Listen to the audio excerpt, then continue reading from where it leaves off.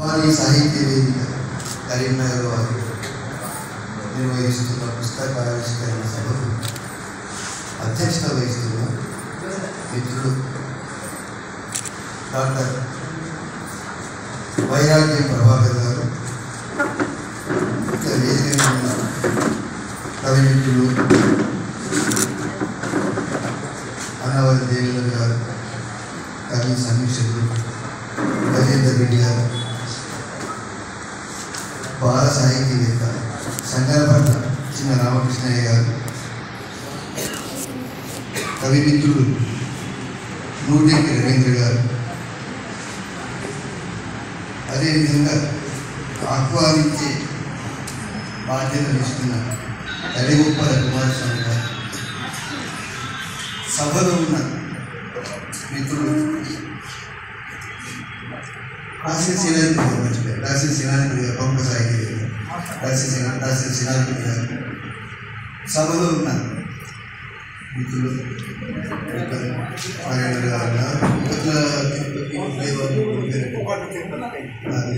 తర్వాత మా అన్నయ్య ఇంకా చాలామంది ప్రముఖ సాహితీవేత్తలు సభలో ఉన్నారు. నదీరుద్దీన్ గారు ఉన్నారు, నడివేత రామయ్య గారు, ఇంతకుముందే పాట పాడిన మిత్రులందరూ కూడా పరివేష్టించినటువంటి ఈ సభకు మరొకసారి నమస్కారం చేస్తూ, వైరాగ్యం ప్రభాకర్ గారు మొట్టమొదటి నేనేమన్నానంటే మూడవ అర్థంగా మాట్లాడతానన్నాను. కొంచెం ముఖ్య అతిథిగా వచ్చిన వాళ్ళకి ఆ సదుపాయం ఉంటుంది. We can demand whenever we want to speak. కానీ ఆయన ఏమన్నారంటే సాంప్రదాయం ప్రకారం చదివితే మాట్లాడాలి కాదు. సరే, మనం సాంప్రదాయం పద్ధతి చేయాలని అట్లే కానీ మొదలు మాట్లాడిన సందర్భాలు ఉన్నాయి. సరే, నాకు సహనం నాకు ఎంతుందో నేను పరీక్షించుకోవాలని అనిపించి అందరి మాటలు కూడా విన్న తర్వాతనే మాట్లాడాలని అనుకుంటున్నాను. అమ్మకు ఓ జత చెప్పులు కొనాలి, కవి యొక్క ప్రజ్ఞ, కవితా నిర్వహణ నైపుణ్యం, ఆయన పేర్లు నిర్ణయించడంలోనే అయితే మనం ప్రధానంగా అందులో ఉండేటువంటి ఆర్ద్రత, మన హృదయవాదం అంటాం, కవిత్వంలో ప్రధాన హృదయవాదం అంటాం. ఆ హృదయం చిద్రుపలై అక్షరాలుగా ఎట్లా పొదుగుతుందో ఈ టైంని చూస్తే సాధారణంగా శీర్షికలు పెట్టడంలో చాలా చిక్కులు వస్తాయి. మాట్లాడుతున్నాను ఒకసారి ఒక విషయం జ్ఞాపకం వస్తుంది. విశ్వనాథ సత్యనారాయణ గారు ఒక సభలో మాట్లాడుతున్నారు. కొందరు మిత్రులు వెనక కూర్చొని వాళ్ళ సంభాషణ వాళ్ళు చేసుకుంటున్నారు. మనకి మాట్లాడేది అందరిలో మంత్రులు కాబట్టి ఈ అనుభవం ప్రతి వాళ్ళకు రాసింది. మాట్లాడుకుంటుంటే ఆయన ఒక మాట చెప్పారు. నేను అట్లా 10 నిమిషాలే కదా, కానీ 10 నిమిషాలు అట్లా వస్తుంటే ఒక ఇద్దరు బాగా పోట్లాడుకుంటున్నారు. ఏమని అంటే, నువ్వు నాకు ఇంతగా డబ్బులు ఇవ్వాలి అని ఆయన అంటున్నాడు. లేదు ఎక్కువ అడుగుతున్నావు నువ్వు, అంతగా అస్సలు కాదు, నాకు ఇది లెక్క ఉన్న నాలుగు ఉంది అని ఈయన అంటున్నాడు. నాకు ఇంట్రెస్ట్ కాదు ఇంత అయింది అని ఆయన అంటున్నాడు. ఇద్దరు పోట్లాడుకుంటున్నాడు. అప్పుడు సెల్ ఫోన్ లేవు కాబట్టి ఆ లెక్క సెల్ ఫోన్లో చూపెట్టలేదు. ఇప్పుడైతే పరిష్కారం అయ్యేది కావచ్చు.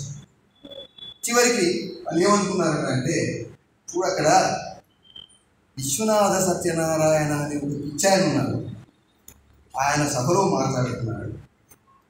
ఆయనతో కొందరు పిచ్చి వాళ్ళు ప్రేక్షకులో కూర్చుంటారు, వాళ్ళ గోల వాళ్ళు ఆయన మాట్లాడతారు, వాళ్ళు చప్పట్లు కొడతారు, వింటారు. కానీ మనమైతే మన లెక్కలు చాలా జాగ్రత్తగా వెనుక కూర్చొని చూసుకోవచ్చు.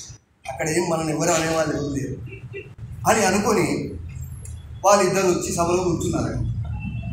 ఈయన మాట్లాడుతుంటే వాళ్ళు లెక్కలు చూసుకుంటున్నారు అని ఈయన చెప్తున్నారు. ఆయన ఏమన్నారు చివరికి అంటే, అదిగో అక్కడ కూర్చున్నారు చూడండి ఆ ఇద్దరు, వాళ్ళు వెనక కూర్చొని వాళ్ళ మాటలు మాట్లాడుకుంటుంటాయని చెప్పారు. వెనక ఉన్నారు చూడండి వాళ్ళ ఇద్దరు అక్కడే నాకు కలిసారు, వాళ్ళు అదిగో అక్కడ లెక్కలు చూసుకుంటున్నారు అని చెప్పారు. అందరూ వాళ్ళ వైపు చూస్తున్నారు. అయితే వాళ్ళు మాట్లాడడం మానేశారు. మానేసి ఆయన ప్రసంగం విన్నారు. ఇటువంటి ఇక్కడ అటువంటి వ్యక్తులు ఉన్నారని కానీ, సెల్ ఫోన్ మీద కాన్సన్ట్రేషన్ ఉందని కానీ, వాళ్ళ వ్యవహారాలు ఉన్నాయని కానీ నేను చెప్పడం లేదు. నాకు ఆ సందర్భం గురించి అది గుర్తుకు వచ్చి ఆ మాట చెప్తుంది. అంతే తప్ప ఎవరికి నిందించే ఉద్దేశం నాకు లేదు. కాబట్టి ఈ శీర్షికను నిర్ణయించడంలో ఇలా ప్రజ్ఞ అనిపించాలి. శీర్షిక గురించి ఒక మాట చెప్తాను. పత్రికలో నేను ఒక 3 ఏళ్ళలో పనిచేస్తున్నాను కాబట్టి శీర్షికల విషయం ఉంటే నాకు పనిచేసే వాళ్ళకు నాకు దీని గురించి చర్చలు జరుగుతాయి. పత్రికలో ఎక్కడో ఒక యాక్సిడెంట్ జరిగిందట. యాక్సిడెంట్ జరిగితే ఆ సబ్ ఎడిటర్స్ వాళ్ళు శీర్షిక నిర్ణయిస్తారు కదా, వాళ్ళు నిర్ణయించి భయంకరమైన యాక్సిడెంట్, లారీ యాక్సిడెంట్, 3 మరణించడం అని ఏదో శీర్షిక పెట్టుకుని ప్రధాన సంపాదకుల దగ్గరికి వెళ్ళారు. అది చూసి బాగాలేదే శీర్షిక మళ్ళీ పోయారు. పోయి లారీ మనుషులు డి అన్నారు అని మళ్ళీ ప్రధాన సంపాదకుల దగ్గరికి పోతే ఇదే శీర్షికనే, ఆయన ఎఫెక్టివ్గా లేదు. అవతల వాళ్ళు చనిపోయారు విషాదం అని వీళ్ళకి ఎఫెక్ట్ కావాలి. మళ్ళీ పోయి ఒక ఆయన మా కవిగారి మంచి శీర్షిక నిర్ణయించారు. లారీ ఢీ 3 ఢా అన్నాడు. ఈ ఢీ ఢా కొంచెం ప్రాసెస్ అది చూసి ఇది బాగుంది రైట్.